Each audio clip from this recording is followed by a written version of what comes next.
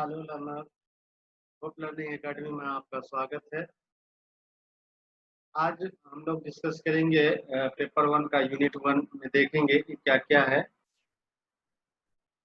Paper one में। Paper one का syllabus आप देखिएगा, आपके सामने है, जिसमें टीचिंग है। टीचिंग एप्टीट्यूड में जो पहला है उसमें है कि टीचिंग कॉन्सेप्ट है, ऑब्जेक्टिव्स है, लेवल्स ऑफ टीचिंग है। लेवल्स ऑफ टीचिंग में मेमोरी है, अंडरस्टैंडिंग है, रिफ्लेक्टिव लेवल है, और साथ में उसकी कैरेक्टरिस्टिक्स एंड बेसिक रिक्वायरमेंट देखनी है हम लोगों को टीचिंग के लिए कि क्या क्या टीचिंग की कैरेक्टरिस्टिक्स है और टीचिंग के लिए क्या क्या बेसिक रिक्वायरमेंट्स है, जो बुनियादी चीजें हैं, जो बुनियादी जो उन्हें चीजें हैं, उन चीजों को हम लोग देखेंगे। तो लर्नर्स, आज डिस्कस करते हैं हम लोग टीचिंग कॉन्सेप्ट पे, उसकी ऑब्जेक्टिव्स पे और लेवल्स ऑफ टीचिंग पे हम लोग बात करेंगे, जिसमें हम लोग मेमोरी, अंडरस्टैंडिंग एंड रिफ्लेक्टिव इसी तरीके से एक एक करके हम लोग पूरी यूनिट को डिस्कस करेंगे हम लोग। तो आइए देखते हैं टीचिंग के बारे में। टीचिंग क्या है, उसके ऑब्जेक्टिव्स क्या है, और फिर उसकी जो डिफरेंट लेवल्स यहाँ पे हमको देखनी है, जिसमें मेमोरी है, अंडरस्टैंडिंग एंड रिफ्लेक्टिव लेवल्स है। तो एक्चुअली टीचिंग क्या है? टीचिंग को अगर देखा जाए तो हम लोग यूं कहेंगे कि टीचिंग एक प्रक्रिया है जिसमें हम लोग क्या करते हैं कि एक जो एक्सपीरियंस्ड व्यक्ति होता है, वो अनएक्सपीरियंस्ड व्यक्ति को क्या करता है कि कुछ रूल रेगुलेशन, तौर तरीके, नियम कानून, सिद्धांत, और फिर जो उसके पास नॉलेज होता है उस नॉलेज को वो क्या करता है, ट्रांसफर करता है। उसको ट्रांसफर करता है उन नॉलेज को, उन जो सिद्धांत है, जो प्रिंसिपल है, जो थ्योरीज है, उसको उन बच्चों तक पहुंचाता है, ताकि वो जो है बच्चा कल अपनी जिंदगी में सक्सेसफुल हो सके और समाज का जो है एक अच्छा जो है नागरिक बन सके वो। तो दरअसल टीचिंग को अगर डिफाइन करना हो तो हम दो वर्ड हम बोलेंगे और उसमें टीचिंग पूरी अपने आप में डिफाइन हो जाएंगे। टीचिंग क्या है? ह्यूमन इंजीनियरिंग है और सोल ऑफ डॉक्ट्रिन है। अब ये यार कि ह्यूमन इंजीनियरिंग क्या है, तो आप जानते हैं कि टीचिंग के अगर दूसरे तरीके से हम लोग डिफाइन करें तो कहेंगे कि टीचिंग के जरिए जो टीचर्स होते हैं वो लर्नर्स के बिहेवियर में डिजायरेबल मॉडिफिकेशन करते हैं। यानी कि वो जिस तरीके का बिहेवियर चाहते हैं लर्नर से, उस तरीके का उसमें मॉडिफिकेशन करते हैं। किसके जरिए? टीचिंग के जरिए। तो ये जो जोड़ तोड़ की प्रक्रिया चल रही है, ये जो मॉडिफिकेशन की प्रक्रिया चल रही है, तो अगर दूसरे डिपार्टमेंट में आप देखेंगे तो शायद इंजीनियरिंग ही कहलाएगा। तो यहाँ मानव के अंदर हम क्या कर रहे हैं कि जोड़ तोड़ कर रहे हैं, मानव के अंदर हम उसकी बिहेवियर को मॉडिफिकेट कर रहे हैं। तो ये हमारा ह्यूमन इंजीनियरिंग। दूसरी बात सोल ऑफ डॉक्ट्रिन है। आप जानते हैं कि जो टीचिंग से उसके अपने जो है प्रिंसिपल है, उसके अपनी एथिक्स है, उनके अपने सिद्धांत है, उसको ध्यान में रख करके हमको टीचिंग करनी होती है। तो यहाँ पे सामने आप देख रहे होंगे कि teaching is a human engineering and soul doctrine. Teaching क्या है? एक मानव इंजीनियरिंग है और सोल डॉक्ट्रिन है। Teaching refers to the multiple task carried out by the teachers for leading the learners to the expected learning. आप क्या करते हैं कि आप जब कोई टीचिंग कर रहे होते हैं तो आप जो है बच्चों को लीड करते हैं। काहे की लीड करते हैं? क्योंकि वो जो बच्चा जो सीखने की एक्सपेक्टेशन रखता है आपसे, समाज जो आपसे एक्सपेक्टेशन रहता है कि आप उसके बच्चे को क्या सिखाएंगे, तो ये जो एक्सपेक्टेशन है, उस एक्सपेक्टेशन को फुलफिल करने के लिए हम क्या करते हैं कि बहुत सारे जो है टास्क करते हैं। जैसे में प्लान बनाते हैं, टीचिंग एड डेवलप करते हैं, फिर उसको परफॉर्म करते हैं हम बच्चों के सामने। के बाद कहता है this shows that teaching is both technical and Nobel. आप जान रहे हैं कि टीचिंग जो है नोबेल प्रोफेशन है, लेकिन पहले सिर्फ हम नोबेल प्रोफेशन कह देते थे, काम निकल जाता था, बट अब ऐसा नहीं है। अब आपको नोबेल प्रोफेशन के साथ साथ टेक्निकल प्रोफेशन भी आपको कहना पड़ेगा। तो टीचिंग जो है आपका बोथ है टेक्निकल और नोबेल प्रोफेशन भी है। मैंने ह्यूमन इंजीनियरिंग की जो बात की, फिर उसको मैं एक बार बता दे रहा हूँ कि ह्यूमन इंजीनियरिंग से मतलब ये है कि जहाँ तक पॉसिबल हो, आप अपने लर्नर्स की बिहेवियर में मॉडिफिकेशन करते हैं या उसकी बिहेवियर को आप कंस्ट्रक्ट करते हैं, और वो आप जो है जानबूझ कर करते हो। क्यों जानबूझ कर करते हैं? क्योंकि हमारा मकसद है कि वो ऐसा बिहेव पेश करे कि वो अपने मुल्क का, वो अपने समाज का एक अच्छा नागरिक हो, एक अच्छा कहिए कि इंडिविजुअल वो बन सके। और फिर आपको सोल डॉक्ट्रिन का मतलब बताया ही कि क्या मतलब है कि जो हमारी सोल है उसको डेवलप करना है। तो ये जो है चंद बातें थी। अब मैं कुछ एक्सपर्ट के ज़रिए दिए गए इसको देख लेता हूँ कि एक्सपर्ट का क्या कहना है कि टीचिंग किसको कहेंगे। तो टीचिंग इज़ जो एससी मॉरिसन है 1934 में उन्होंने कहा था कि teaching as intimate contact between a more mature personality and a less mature one is designed to further the education of the latter।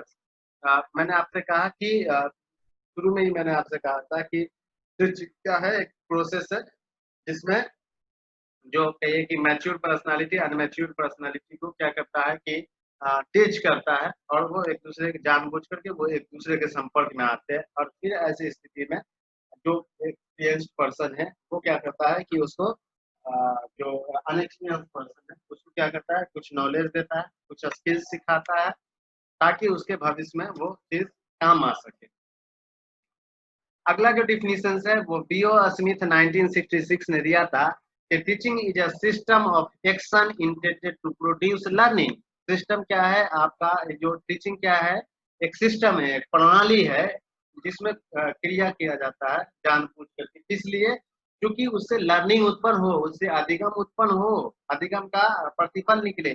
तो जो बीओ स्मिथ है उनका ये कहना था कि टीचिंग जो है क्या है, वो एक प्रणाली है जिसके जरिए से क्या होता है, लर्निंग को प्रोड्यूस किया जाता है। एनएल गेगे ने भी 1963 में कहा था कि teaching is a form of interpersonal influence. देखिए आप जान रहे हैं कि जब आप क्लासरूम में पढ़ा रहे होते हैं तो बच्चे के ऊपर आप प्रभाव डालते हैं और बच्चे का प्रभाव आपके ऊपर पड़ता है। तो इसलिए टीचिंग जो है वो क्या है, इंटरपर्सनल इन्फ्लुएंस है aimed at changing the behaviour potential of another person. जिसका मकसद क्या होता है कि किसी पर्सन, जो पर्सन आपकी क्लासरूम में मौजूद होता है, उपस्थित होता है, तो ये है कि टीचिंग क्या है, एक पारस्परिक प्रभाव है, यानी कि लोग जो है टीचिंग में क्या है कि दो लोग जुड़ते हैं, एक से कम स्टूडेंट जुड़ेगा और टीचर जुड़ेगा और उसका मकसद क्या होता है कि हम उस पर्सन्स के, जो पर्सन्स टीचिंग में जुड़ा है उसके लिए हम क्या करते हैं कि उसकी बिहेवियर को चेंज करते हैं, उसकी बिहेवियर को चेंज करने की कोशिश करते हैं। तो यही एनएल गेगे जो है 1963 के कहने का मतलब था कि टीचिंग जो है वो इंटरपर्सनल इन्फ्लुएंस है, जिसका मकसद क्या होता है कि किसी पर्सन की बिहेवियर में मॉडिफिकेशन करना है, चेंजिंग करना है। उसके बाद थॉमस एफ ग्रीन ने कहा था 1971 में कि teaching is the task of a teacher which is perform to the development of a child. Teaching एक कहिए कि टास्क है टीचर का, टीचिंग एक टास्क है टीचर का जो परफॉर्म कर, जिसको परफॉर्म किया जाता है, किस लिए, क्योंकि बच्चे का डेवलपमेंट हो सके, आपके बालक का डेवलपमेंट हो सके, आपके स्टूडेंट्स का डेवलपमेंट हो सके, इसलिए आप क्या करते हैं कि टीचिंग को परफॉर्म करते हैं।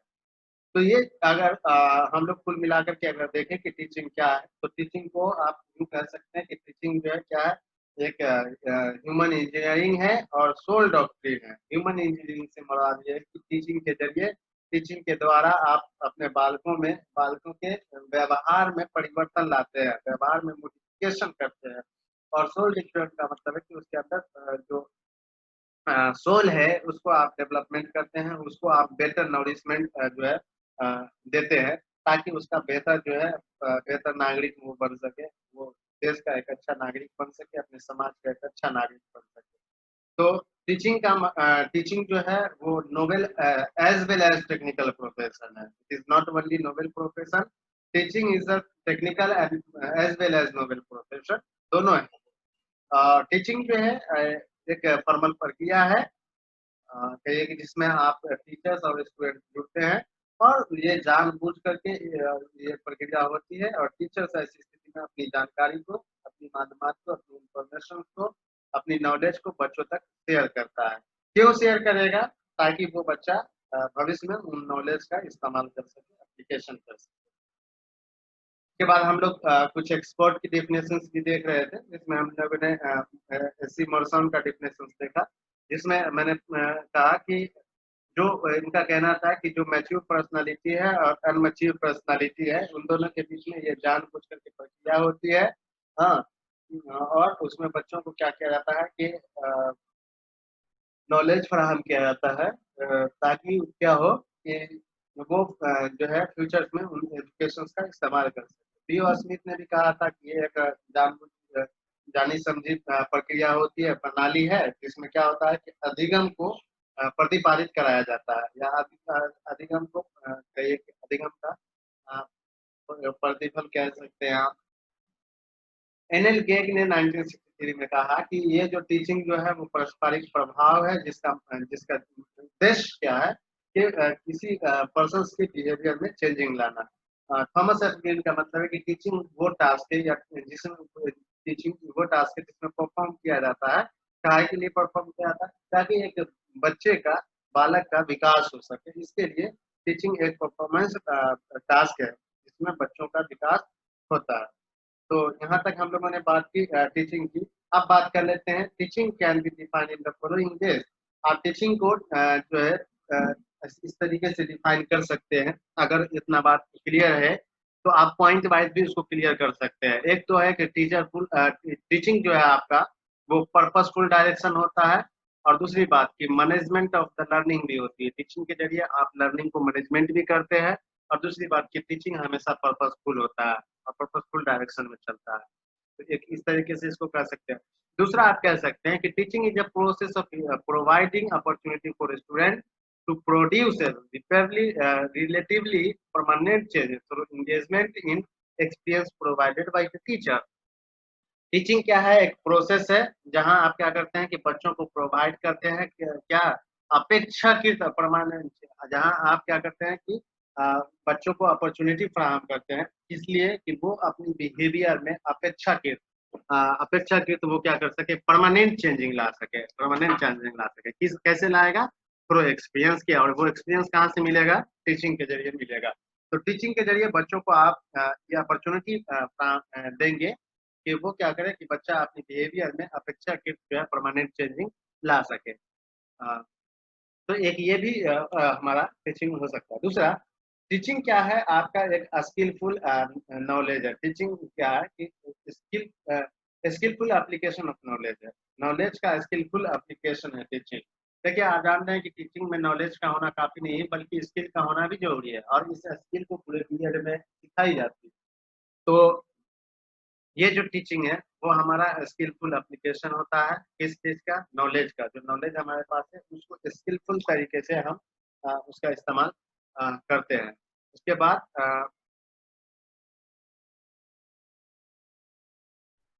बाद आप कह सकते हैं कि teaching is planned activity and effective teaching depend on the following factors. आप जान रहे हो कि टीचिंग करने से पहले हमको प्लान बनाना पड़ता है। इसका मतलब है कि टीचिंग प्लान्ड एक्टिविटी है। टीचिंग क्या है? प्लान्ड एक्टिविटी है, और जो बच्चों के ऊपर इफेक्ट डालती है। आप देखिए कि किस तरीके से बच्चे के ऊपर इफेक्ट डालती है। पहला है, how clearly the student understand what they are expected to learn. सबसे पहला बात तो बच्चा लर्निंग के ताल्लुक से कितना वो क्लियर है कि उसको क्या सीखना है और कैसे सीखना है। How clearly that students understand they are expected to learn.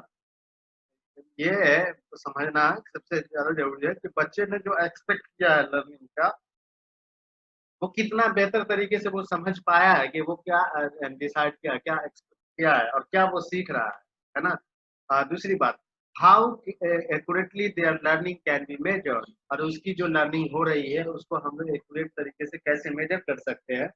तो हमारे टीचिंग के अंदर में ये भी चलता है। जैसा कि आप लास्ट में देखते हैं कि लास्ट में आप क्या करते हैं कि लास्ट में आप उसका देते हैं ना, क्या बोलते हैं कि इवेल्युएशन तो करते हैं ना लास्ट में। तो उसके पीछे कई वजूहत होती है ना, इवेल्युएशन के पीछे कई कारण होते हैं। दो कारण, एक तरीके से मैं इसको दो कारण मान के चलता हूँ। एक तो ये हो सकता है कि जो आपने इंस्ट्रक्शनल ऑब्जेक्टिव बनाया था, तो उस इंस्ट्रक्शनल ऑब्जेक्टिव को देखने के लिए कि वो जो आपने एक्सपेक्ट किया था वो अचीवमेंट हुआ कि नहीं, एक ये चीज हो सकता है। दूसरा ये हो सकता है कि आपकी टीचिंग इफेक्टिवनेस रही या नहीं रही, इसके लिए भी कुछ जो है आप प्रश्न कर सकते हैं और बच्चों से उसका रिस्पॉन्स ले सकते हैं।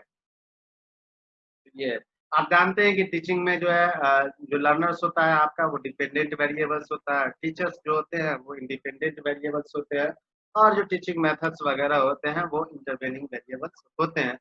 हुँ, तो ये है आपका।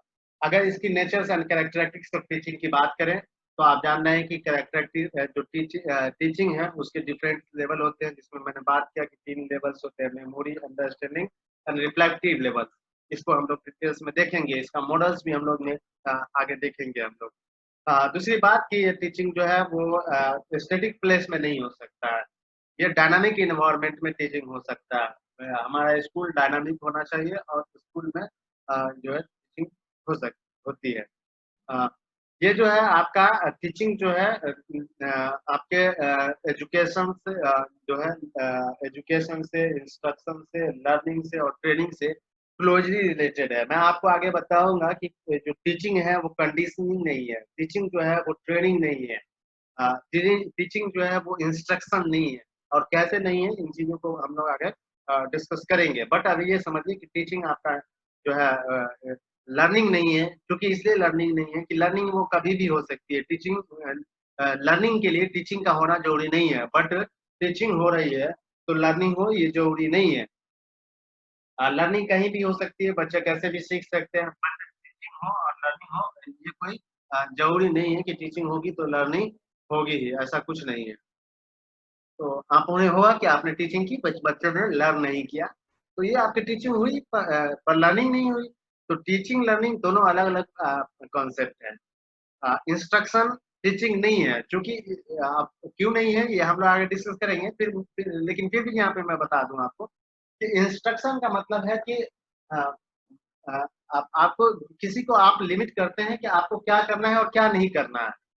लेकिन टीचिंग में ऐसा नहीं है, टीचिंग में तो बच्चे को फ्रीडम दी जाती है भई, कि बच्चे सीखें। तो जो इंस्ट्रक्शन है, वो टीचिंग नहीं है। इस अगली जो बात है, वो ट्रेनिंग की बात मैंने किया, इस पर भी आगे चर्चा करेंगे। बट यहाँ पे मैं थोड़ा बता दूँ कि ट्रेनिंग भी जो है हमारा टीचिंग नहीं है। क्यों नहीं है? क्योंकि ट्रेनिंग जो होती है, वो ज़्यादातर प्रैक्टिकल ओरिएंटेड होता है और टीचिंग में जितना प्रैक्टिकल ओरिएंटेड होता है टीचिंग, उतना जो है वो थ्योरेटिकल ओरिएंटेड भी होता है।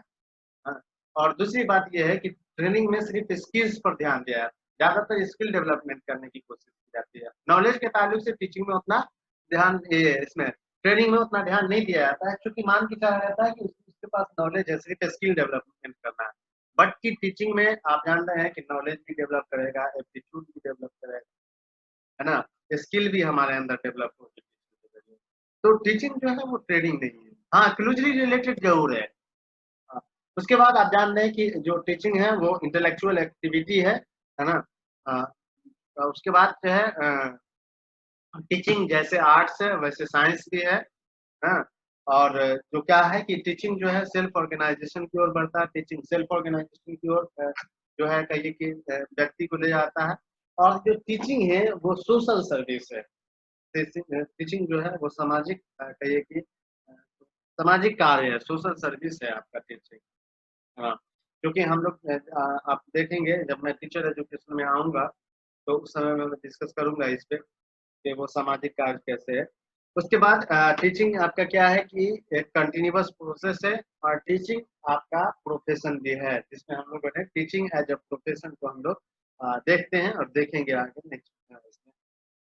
तो अगर अब ये जो ऑब्जेक्टिव्स की बात अगर की जाए कि टीचिंग के ऑब्जेक्टिव्स क्या है, तो बहुत सारे ऑब्जेक्टिव हो सकते हैं। आप लोग के ज़हन में मुझे लगता है कि आप लोग के आप लोग को कहा जाए तो आप लोग 10-10 ऑब्जेक्टिव सब लोग ज़रूर बता देंगे। बट मैंने उतना ऑब्जेक्टिव नहीं लिया, मैंने 4 ऑब्जेक्टिव लिया है और इस 4 ऑब्जेक्टिव के अंदर आप जितने ऑब्जेक्टिव को सेट करेंगे, वो सारे के सारे इस 4 ऑब्जेक्टिव के अंदर सेट हो जाएँगे। तो मैंने ब्रॉड जो है क्लासिफिकेशन किया है ऑब्जेक्टिव का। पहला जो क्लासिफिकेशन वो मैंने किया है, वो एक्विजिशन ऑफ नॉलेज है। एक्विजिशन ऑफ नॉलेज से क्या मुराद है? क्या मतलब है कि अ, ये इसमें ये पता होना चाहिए, बच्चों को ये बताना है कि नॉलेज किस सोर्स से हासिल किया जाएगा, कैसे हासिल किया जाएगा, उसको कैसे ऑर्गेनाइज़ किया जाएगा, कैसे उसको स्ट्रक्चर्ड दिया जाएगा और कैसे उसको लमराया जा सकता है, उसको कैसे बढ़ाया जा सकता है।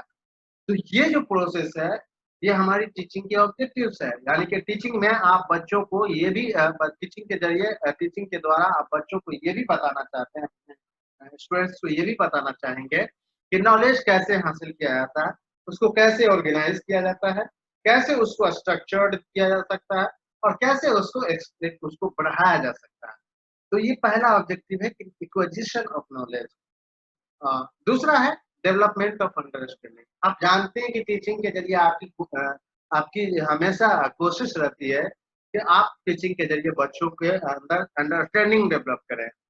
आप कोशिश करते हैं कि जो कंटेंट आप पढ़ा रहे हो, जो कंटेंट आप डिलीवर कर रहे हो बच्चों के सामने, बच्चे उसको समझ ले, उसमें अंडरस्टैंडिंग डेवलप कर जाए। तो टीचिंग का जो दूसरा मकसद है वो अंडरस्टैंडिंग को डेवलप करना है। अब इसके अंदर बहुत सारी बात हो, जितना पॉइंट आप चाहें। उसके बाद फिर अगला जो अगर इसका ऑब्जेक्टिव देखे हैं, तो ये आप जान रहे हैं कि टीचिंग जो है वो एक conceptual, intellectual and subject specific skills होता है। टीचिंग के लिए जान लीजिए आप कि कंसेप्चुअल होना चाहिए, यानी कि उसका कंसेप्चुअल कंसेप्ट क्लियर होना चाहिए टीचिंग के लिए किसका, टीचर्स का। दूसरा बात उस इंटेलेक्चुअल, ये जो है इंटेलेक्चुअल वर्क है, आध्यात्मिक अर्थ सबसे नहीं होगा इसमें। जो है कहिए कि स्किल्स की जरूरत होती है, क्योंकि आपने कहा ना कि स्किलफुल एप्लीकेशन ऑफ नॉलेज है, नॉलेज का ये स्किलफुल एप्लीकेशन। दूसरी बात कि इसके लिए स्पेसिफिक स्किल्स की जरूरत होती है। हर सब्जेक्ट के जो टीचर्स होते हैं उनकी अपनी अपनी स्पेसिफिक स्किल्स होती है। अजय मैं साइंस का टीचर, मैं लैंग्वेज नहीं पढ़ा सकता। अगर पढ़ाया भी तो जो लैंग्वेज के टीचर्स जैसे पढ़ाते हैं उस लैंग्वेज को, मैं वैसे नहीं पढ़ा सकता।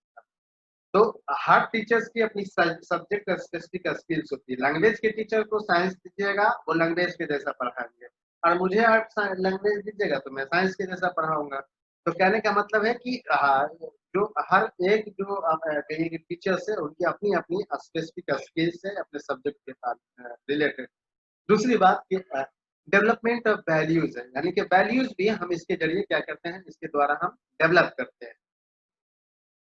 तो ये चार टीचिंग के ऑब्जेक्टिव है, जिसमें पहला एक्विजिशन ऑफ नॉलेज है, दूसरा डेवलपमेंट ऑफ अंडरस्टैंडिंग है, तीसरा डेवलपमेंट ऑफ जो कहिए कि conceptual intellectual and specific skills है, और डेवलपमेंट ऑफ वैल्यूज है, वैल्यूज को डेवलपमेंट करना। अब हम थोड़ा सा इसके लेवल्स पे बात कर लेते हैं, लेवल्स पे नहीं फेज पे बात कर लेते हैं। टीचिंग की कितनी फेजेज होती है? टीचिंग की तीन फेजेज होती है। पहली फेज जो है वो प्री एक्टिव फेज कहलाती है, दूसरा इंटरेक्टिव फेज कहलाता है, और तीसरा जो है वो पोस्ट एक्टिव फेज कहलाता है।